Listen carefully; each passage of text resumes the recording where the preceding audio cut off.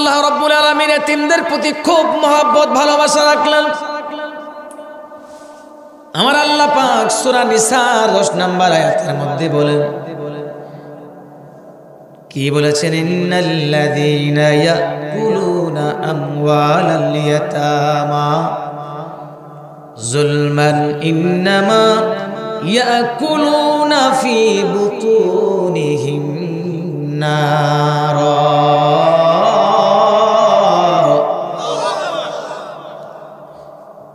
আল্লাহ পাক সাবধান করে দিলেন বান্দারে, ইয়াতিমদের প্রতি আল্লাহ সাবধান পোষণ করলেন।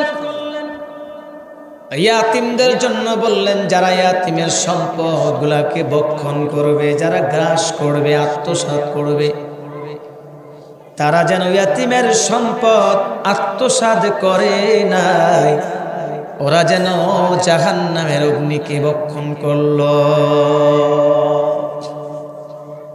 ইয়াতিমের হক ভক্ষণ করা যে কত ভয়ঙ্কর আমার আল্লাহ কুরআন দ্বারা এই কোরআনের মাধ্যমে মানুষদেরকে জানা দিলেন, এতিমের হক তোমরা নষ্ট করতে পারবে না। কারণ হচ্ছে ইয়াতিমের হক যদি কেউ নষ্ট করে, কেউ ভক্ষণ করে, কেউ আত্মসাৎ করে, সে যেন জাহান্নামের আগুনকে ভক্ষণ করলো। এই জন্য তা আল্লাহ পাক সাবধান করে দিলেন। আল্লাহ রাব্বুল আলামিন বলেন, এই পৃথিবী জমিনে ইয়াতিমদের হক খাওয়ার মতো কিয়ামতের পূর্বে অহরহর মানুষ দুনিয়ার জমিনে আসবে। আছে না? না নাই? আরব দেশের সিস্টেম ছিল, কেমন সিস্টেম ছিল?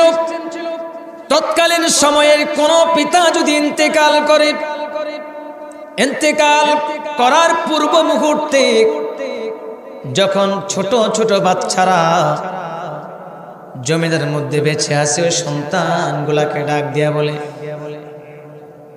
যে আমার এই সম্পদের দায়িত্ব নিবে কে, আমার এই সন্তানগুলা দায়িত্ব নিব কে? তৎকালীন সময়ে আবু জাহেলের মতো, উতবা সাহেবার মতো যারা প্রভাবশালী ক্ষমতা দল ছিল, তারাই বলতো তোমাদের সন্তানগুলাকে, তোমাদের সম্পদগুলাকে আবু জাহেল মতো বড় বড় নেতাদের কাছে হস্তান্তর করে দাও। কারণ যদি বড় কেউ তোমার সন্তানগুলা দায়িত্ব নেয়, দায়িত্ব নেওয়ার সঙ্গে সঙ্গে কেউ আর ভয়ে তাদের নাম শুনলে আর সম্পদ আত্মসাৎ করবে না। আপনার একটা সম্পদ যদি একজন প্রভাবশালী সম্পদওয়ালার সাথে আপনার যোগাযোগ থাকে, স্বাভাবিক চেয়ারম্যানের সঙ্গে আপনার যদি কোনো লিয়াজু থাকে, পাশাপাশি একজন ডাক দেয়া বলবে এই লোকটার সঙ্গে তুমি ঝগড়াটি করো না, ঝগড়া করিও না, কারণ একমাত্র ওই হচ্ছে চেয়ারম্যানের লোক। কার লোক? এরকম আছে না ভয়? চেয়ারম্যানের লোক, উনি হচ্ছে এমপির লোক, মন্ত্রীর লোক, তার সঙ্গে ঝগড়া করা যাবে না, এরকম একটা অবস্থান ছিল। আর তৎকালীন সময়ের আইয়ামে জাহেলিয়ার যুগে আবু জাহেল, উতবা সাহেবা তারা বেছে বেছে যাদের সম্পদ বেশি, যাদের টাকা পয়সা বেশি, ওই রকম লোকদের কাছে গিয়ে বলতো হায় হায় এই সন্তানগুলাকে দেখবে কি, তার পিতা তো ইন্তেকাল করেছে। তখন মানুষ বলতো এই সন্তানগুলাকে তোমরা যদি মনে কিছু না নাও, আমরা তার দায়িত্ব নেব। কারণ তাদের উদ্দেশ্য ভালো ছিল না, তাদের উদ্দেশ্য হলো ওই সন্তানগুলার জন্য সম্পদ একমাত্র আত্মসাৎ করার উদ্দেশ্য ছিল তাদের একমাত্র উদ্দেশ্য। কান্না করতো, মারতো না, মাসির দরদ বেশি আছে, এরকম আছে না? যে যার বিয়া তার খবর নাই, পাড়াপুরুষের সন্তান হচ্ছে আরেকজনের। আবু জাহেল, উতবা সাহেবা তারা গিয়ে বলতো হারে, কান্নাকাটি করতো এই সন্তানগুলোকে কে দেখবে? তখন ওই তার চাচারা, তার আত্মীয় স্বজন বলতো ঠিক আছে তুমি এদেরকে নিয়ে যাও। কিন্তু তাদের সন্তান পালার উদ্দেশ্য ছিল না, উদ্দেশ্য হচ্ছে তাদের সন্তানের ওই সম্পদগুলাকে আত্মসাৎ করা। ঠিক কিনা বলেন? এই জন্য তাদের সঙ্গে মহাব্বত লাগাই দিত। এইভাবে আল্লাহ রাব্বুল আলামিন সূরা মাউনের মধ্যে আবার বললেন ফাযালিকাল্লাযী ইয়াদউল ইয়াতীম, যারা পিতৃহীন এতিম সন্তান, ওই সন্তানগুলাকে একটা দল লোক সম্পদ আত্মসাৎ করার পরে তাদেরকে ঘাড় ধরে ধাক্কা দিয়ে বের করে দেয়। এখন আর চিনে না, এখন আর চিনে না তার সম্পদগুলাকে আত্মসাৎ করাইয়া। যখন তার সম্পদ নিজের কাছে নিয়ে আসলো, সন্তান যখন বড় হয়ে যায়, বড় হওয়ার পরে যখন বুঝ জ্ঞান হয়, তখন আবু জাহেলের কাছে গিয়ে বলতো সম্পদগুলা দাও, উতবার কাছে গিয়ে বলতো। এমনি ভাবে মক্কার বড় বড় লিডার যারা ছিল, যারা সম্পদগুলা নিয়েছেন, আত্মসাৎ করেছেন, দায়িত্ব নিয়েছেন, বড় হয়ে সন্তান যখন বড় হয়েছে, বড় হওয়ার পরে যখন বলল আমাদের বাপদাদার সন্তান, আমরা যেই সম্পদের মালিক, আমাদের কি সম্পদগুলো দিয়ে দেন, তখন তারা তাদেরকে ধাক্কা দিয়ে ঘর থেকে বের করে দিত। কারণ বলতো তোমাদের সম্পদ নাই, তোমাদের সম্পদ নাই। এই জন্য আল্লাহ পাক বলেছেন এক ধরনের লোক দুনিয়ার জমিনে আছে, যারা সম্পদ আত্মসাৎ করার পরে সম্পদের জন্য যখন আসে, তখন তারা তাদেরকে ঘাড় ধরে ধাক্কা দিয়া দেয়। এরকম আছে না নাই? কালিকাপুর গ্রামের মধ্যে নাই? আলহামদুলিল্লাহ আছে, আছে আছে মনে হয়, অভাব নাই। আল্লাহু আকবার। আত্মসাৎ করার পরে শুধু লেবাসটাকে কি করে, বিশাল পাগড়ি মাথায় লইয়া, হাতে তাসবিহ লইয়া, সুন্দর করা রাস্তায় হাঁটে সুবহান রাব্বিয়াল, শুদ্ধ নাই, সাব্বিল আজিম, সাব্বিল আজিম, সাব্বিল আজিম, আবার সাব্বিল আল্লাহ, সাব্বিল আল্লাহ। কিন্তু জুব্বা মাথায় হজ করিয়া, হাতের মধ্যে তাসবিহ লইয়া, ছোট্ট একটা লাঠি লইয়া টুপ টুপ করে রাস্তায় হাঁটে, আর নিজেকে কত সুন্দরভাবে উপস্থাপন করে। গোড়ার মধ্যে হাত দিয়া দেখেন, এই সমস্ত লোকের মধ্যে কিছু লোক ছোট কালে কারো সম্পদ, কারো না কারো সম্পদ আত্মসাৎ করে তিনি প্রভাবশালী হয়েছে। এরকম নাই? আছে। শুধু তাই নয়, আবার বললেন ওয়ালা ইয়াহুদ্দু আলা তুআমিল মিসকিন, আল্লাহু আকবার, ওয়ালা ইয়াহুদ্দু আলা তুআমিল মিসকিন। শুধু তারা এই স্বভাবের মানুষ নয়, ওরা যদি কোনো মিসকিন তাদের কাছে আসে, ধাক্কা দেয়, টিটকারি করে। একদল আছে না নাই? যেমন আপনি 10 টাকা তাকে দিবেন, ওই লোকটা এসে বলল ভাই আমি গরিব মানুষ, মিসকিন মানুষ, আমাকে খাবারের ব্যবস্থা করে দাও, খাবারের ব্যবস্থা করে দাও। একজনে 10টা টাকা বের করবে ভাব, লগে আরেকজন বলে খবরদার, এই 10 টাকা দিয়ে লাভ নাই, 10 টাকা দিয়ে অন্তত একটা চা তুমি একটু করে খাইতে পারবা। মিসকিনদেরকেও খানা দেয় না, এরকম মা বোনও আছে, আছে না? বলেন, কথা বলেন, আছে না নাই? আজ আমার আল্লাহ পাক ডাক দিয়ে বলে বান্দারে, যে ব্যক্তি, ওই ব্যক্তি যে মাথায় ইয়াতিমের মাথার মধ্যে হাত বুলায়া দিবি, এটা হচ্ছে আমার রাসূলের সুন্নাত।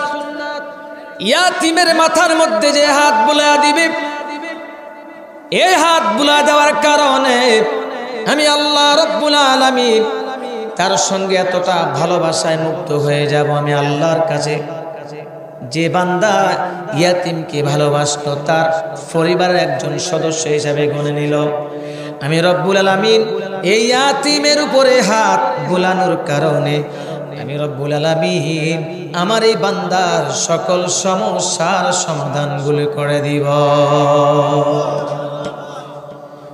আমার রাসূল যখন ইয়াতিম নবী ছিলেন,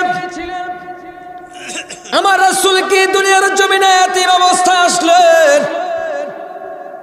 আমার রাসূল ইয়াতিম অবস্থায় হালিমাতু সাদিয়া তাকে নিয়ে গেলেন, আরবের বাজার থেকে কিনলেন। ইয়াতিম নবী কেউ এতিম বলে কিনতে চায় নাই। বলে মুহাম্মদকে কিনে কোনো লাভ নাই, মুহাম্মদের ধন সম্পদ কথা বলার আছে। কিন্তু না না, যারা ইয়াতিম ব্যক্তি, ওই ব্যক্তিদের জন্য আল্লাহ নির্ধারিত রেখেছেন স্টেপ বাই স্টেপ। আল্লাহ পাক বলেছেন আমার বন্ধু বাবা নাই, এই জন্য আমি আল্লাহ পাক ইন্তেকাল বাবা যখন করে ফেলছেন, যখন দুনিয়াতে মা আছেন, আমার রাসূল যখন দুনিয়াতে আগমন করেছেন, দেখাশোনার দায়িত্ব রাসূলের নিয়েছেন রাসূলের দাদা আব্দুল মুত্তালিব। আবার 8 বছর পরে আব্দুল মুত্তালিব ইন্তেকাল করলেন, দায়িত্ব নিলেন কে? কেউ জানেন না? জোরে কোন কে? চাচার নাম কি? আবু তালিব। আলহামদুলিল্লাহ, মাশাআল্লাহ, এদিকে মোটামুটি সবাই জানেন। আবু তালিব হচ্ছে চাচা নাকি না আবু জাহেল? আবু জাহেল ও চাচা, দুইজনের চাচা, দুইজনের মুভমেন্ট দুই রকম। একজনের রাসূলকে আগলায় ধরছেন, আর একজন রাসূলকে বিতাড়িত করার চেষ্টা করছেন। রাসূলকে আগলায় ধরেছেন আবু তালিব।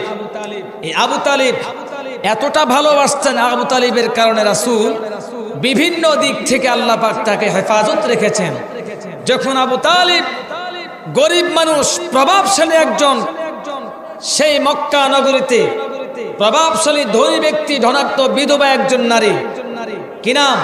খাদিজাতুল কুবরার সঙ্গে রাসূলের বিবাহ বন্ধনে আবদ্ধ করাইয়া প্রভাবশালী বানায় দিয়েছেন। বলি সুবহানাল্লাহ। আমার রাসূল সাল্লাল্লাহু আলাইহি সাল্লামকে মদিনার বাজারের মধ্যে উঠাইলেন, কেউ নিচ্ছে না, এটা নাকি এতিম, কোনো পয়সা নাই। কিন্তু মা হালিমাতু সাদিয়া রাদিয়াল্লাহু তাআলা আনহা মদিনার বাজারে, উনিও তো একজন গরিব মানুষ, এই জন্য দেখেন চিন্তা করেন, কারণ রাসূল হচ্ছে সর্বশ্রেষ্ঠ একজন নিয়ামত। আমার আপনার জন্য সর্বশ্রেষ্ঠ একজন রাসূল হচ্ছে একজন নিয়ামত। আমার আগে পূর্বে আলোচক বলে গিয়েছিলেন আরেকটা নিয়ামত হচ্ছে আমাদের জন্য আল কোরআন। সুবহানাল্লাহ বলেন না? কি কি? এই আল কোরআন, এই নিয়ামত নামক আমার রাসূলকে অন্য কোনো কোথাও আল্লাহ পাক জয়েন্ট করার নাই। হালিমাতুস সাদিয়া এতিম নবী, আজকে আর বাজারের মধ্যে কোনো সম্পদওয়ালা সন্তান নাই, শুধু এতিম নবী আছেন। হালিমাতুস সাদিয়া রাদিয়াল্লাহু তাআলা আনহা তিনি বার বললেন, কি করব, এতিম সন্তানটাকে নিয়ে যাই, দেখি আল্লাহ রাব্বুল আলামিন এর বদৌলতে কোনো একটা ফয়সালা করেন কিনা। হালিমাতুস সাদিয়া একটা দুর্বল গাধার পিঠের মধ্যে আসলেন। আমার রাসূলকে যখন হালিমাতুস সাদিয়া হাতে নিলেন, নেওয়ার সঙ্গে সঙ্গে মরা গাছের মধ্যে পরিপূর্ণ যৌবন দান করেছেন কে? যেই বৃক্ষটা ইন্তিকাল করেছে, বৃক্ষের বয়স যত বৃদ্ধি পাবে, ফল আস্তে আস্তে কমে যাবে। কি করবে? কমে যাবে। আমার রাসূলকে যখন হালিমাতুস সাদিয়া এতিম একজন নবী, ওই নবীকে যখন হাতের মধ্যে নিলেন, নেওয়ার সঙ্গে সঙ্গে বুকের মধ্যে দুধ চলে আসলো। যে গাধার পিঠের মধ্যে উঠলেন, গাধাটা শক্তিশালী হয়ে গেল। সুবহানাল্লাহ বলেন না? ওই গাধা দিয়ে সবার পিছনে পিছনে আমার রাসূলকে এতিম নবীকে নিয়ে যাবেন। এটা কেমনে হয়? আল্লাহ বলেছেন সবার আগে আগে গাধাকে আমার রাসূলকে সহকারে সবার আগে বাড়ি পৌঁছায় দিলেন। আমার রাসূল এতিম ছিলেন, কিন্তু ইনসাফের মধ্যে 1 নাম্বার ছিলেন। কয় নাম্বার? হালিমাতুস সাদিয়ার একটা পুত্র সন্তান ছিল, আরেকজন সন্তান ছিল। আমার রাসূল যতদিন দুধ পান করেছেন, শুধু ডান পাশের বুকের দুধ পান করেছেন। কোন পাশের? বাম পাশের স্তনের মধ্যে আমার রাসূল মুখ লাগায় নাই। হালিমাতুস সাদিয়া একদিন প্রশ্ন করলেন, বাবা তুমি ডান পাশেরটা তুমি কেন স্তনটা তুমি খাও, বাম পাশটা কেন তুমি এটা ব্যবহার করো না? আমার রাসূল ডাক দিয়া বলে, আম্মা যান, এই জন্য আমি এটা পান করি না, কারণ আমি একজন ইনসাফের উপরে রয়েছি। আমি নবী যদি ইনসাফ না করি তাহলে ইনসাফটা করবে কে? আমি জানি আমার আরেকজন ভাই আছে, আমি আমার ভাইয়ের বিন্দু পরিমাণ হক আমি থাকতে এটাকে নষ্ট করতে দিব না। সুবহানাল্লাহ জোরে কর না। এক পাশ আমার হক, সেটা আমি ভক্ষণ করি, এটা পান করি, কিন্তু আরেকটা হচ্ছে আমার দুধ ভাই। সুবহানাল্লাহ জোরে কইতেন না? ইনসাফ। আমার রাসূল ইয়াতীম নবী ছিলেন। আল্লাহ রাব্বুল আলামিন পৃথিবীতে এমন কিছু মানুষ দিলেন, এই মানুষগুলা হচ্ছে কোন ধরনের মানুষ? ফাইদা ফাম্মাল ইনসানু ইযা মাবতালাহু রাব্বুহু ফাআকরামাহু ওয়া না'আমা। আমি আল্লাহ দুনিয়াতে এমন কিছু লোক আছে যারা নামাজ পড়ে না, রোজা রাখে না, আছে না এরকম? কিন্তু গন্ডায় গন্ডায় কানিয়ে কানিয়ে সম্পদের অভাব নাই, আছে? কোনো অভাব নাই। 3 তলা 5 তলা বিল্ডিং, খাবার দাবারের কোনো কমতি নাই। আর একজন নামাজ পড়ে 5 ওয়াক্ত রোজা রাখে, আল্লাহর বিধানগুলোকে মানে, সে একদম গরিব। ওই ব্যক্তি নামাজ পড়নেওয়ালার কাছে এসে গল্প করে, ভাই দেখছো আমি নামাজ না পড়লেও কি হয়েছে, কিন্তু আল্লাহ আমার উপরে খুশি আছে। কিছু কিছু লোককে আল্লাহ পাক সম্পদ দেয়, নামাজ পড়ে না, সে কি বলে, দেখো আমার ঈমান ঠিক, এই জন্য আল্লাহ আমাকে কি দিয়েছেন? সম্পদ দিয়েছেন। কি দিয়েছেন? সম্পদ দিয়েছেন। পরের আয়াতে কি বলছে? ওয়াম্মা ইযা মাবতালাহু ফাকদারা আলাইহি রিজকা। যখন আবার তাদের সম্পদগুলাকে সংকুচিত করে দেওয়া হয়, কমিয়ে দেওয়া হয়, সংক্ষিপ্ত করে দেওয়া হয়, অথবা নষ্ট করে দেওয়া হয়, তখন বলে ফায়াকুলু রাব্বি আহানান। স্বয়ং আল্লাহ আমার সঙ্গে বেঈমানি করেছে, বলে নাউজুবিল্লাহ। এরকম আছে না? লোকটাকে আল্লাহ সম্পদ দিলেন, আবার কেড়ে নিলেন, তখন বলে আল্লাহ আমার সঙ্গে বেঈমানি করেছে। কিন্তু আল্লাহ কারোর সঙ্গে বেঈমানি করে নাই, এটা তার খাসলতের কারণে, কারণ সে নিয়ামতের শুকরিয়া আদায় করে না। এই জন্য ওই একটা দল লোক রয়েছে যারা বলে আমার ধন সম্পদগুলি আল্লাহ পাক নিয়েছেন, আল্লাহ সহ্য হয় নাই। নাউজুবিল্লাহ বলেন। কারণের সম্পদের অভাব নাই। মূসাকে আল্লাহ পাক ডাক দিয়ে বললেন, মূসা ওই কারণের কাছ থেকে সম্পদ নাও, যাকাত আদায় করো। যখন যাকাত আদায় করার জন্য গেলেন, তখন বলা হলো আমি ইনকাম করেছি, কষ্ট করে সম্পদ জুড়াইলাম, আল্লাহর এত হিংসা লাগে কেন? আল্লাহর বলে হিংসা লাগে। ওই কারণ মার্কা মুসলমান আছে না নাই? ওই লোক নাই? আবু জাহেল আত্মসাৎ করেছে, একজন এতিমের সন্তান। এই এতিম সন্তানের সম্পদ যখন আত্মসাৎ করেছে, তখন আবু জাহেলের কাছে গেল, ভাই আপনি আমার সম্পদগুলো ফিরিয়ে দেন, আমি এখন বড় হয়েছি, আমি প্রাপ্তবয়স্ক হয়েছি। ইয়াতিমকে ধাক্কা দিয়ে বের করে দিলেন। রাসূলের কাছে কেঁদে কেঁদে বললেন, ইয়া রাসূলুল্লাহ, ইয়া হাবিবাল্লাহ, আমি আপনার কাছে নালিশ দিচ্ছি। কি দিচ্ছি? নালিশ দিচ্ছি। আপনার চাচা আবু জাহেল আমার সম্পদগুলো আত্মসাৎ করেছে আমি যখন ইয়াতিম ছিলাম। আপনার চাচা আমাকে ধাক্কা দিয়ে বের করে দিয়েছে। রাসূল গিয়ে বললেন, চাচা আপনি কি আর সম্পদ আত্মসাৎ করেছেন, তার সম্পদগুলো ফিরিয়ে দেন। আবু জাহেল সঙ্গে সঙ্গে আর দেরি করেন নাই, তার সম্পদগুলো ফিরিয়ে দিলেন। সাথে তার আশেপাশের লোক লস্কর যারা আছে, কি আবু জাহেল এই বয়সে কখনো দেখি নাই অন্যের সম্পদ আত্মসাৎ করে আবার রিটার্ন ফিরে দেওয়া, এই প্রথম দেখলাম। তুমি মনে হয় ভয় পেয়েছো। আবু জাহেল ডাক দিয়া বলে, এরে উতবা সাহেবারা, আমি আসলে সন্তানকে ভয় পেলাম না। যখন দেখলাম আমার ভাতিজা আমার কাছে সন্তানটা নিয়ে আসলো সম্পদ নেওয়ার জন্য, তখন দেখলাম আমার ভাতিজার দুই পাশে বিশাল বড় বড় দুইটা সাপ। সুবহানাল্লাহ বলেন না? আমাকে এমনি বিশাল আকারের সবলের মতো ভেষ ধরে যখন ফানা দিয়ে রাখলেন, লাগে যেন আমাকে এখন গিলে ফেলবেন। এই ভয়ে আমি তাড়াতাড়ি তার সম্পদ ফিরিয়ে দিয়েছি। আবু জাহেলের সময় সেই সাপ আর মনে হয় এখন নাই, আসেনি? এটা আল্লাহ বরাদ্দ রাখছে, ওটা তো দুনিয়া দেখাইছে। ওটা মাটির নিচে যাইতে দেরি, ওটার অ্যাকশন শুরু হইতে দেরি নেই।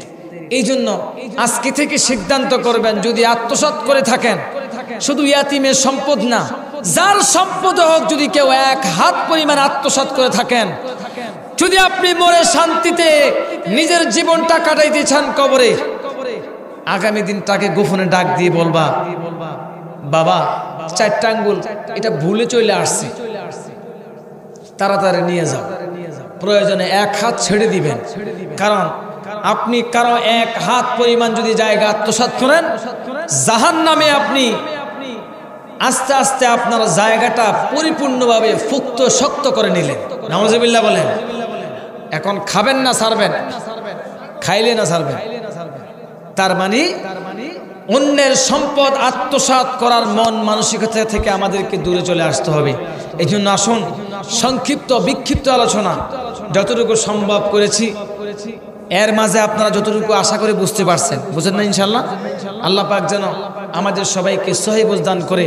যেহেতু আজান হয়ে গেছে, নামাজ এখানেই হবে। ওমা তৌফিক ইল্লা বিল্লাহ। আমি আমার সংক্ষিপ্ত আলোচনা এখানে শেষ করলাম। ওমা আলাইনা ইল্লাল বালাগ। আসসালামু আলাইকুম ওয়া রাহমাতুল্লাহি ওয়া বারাকাতুহু।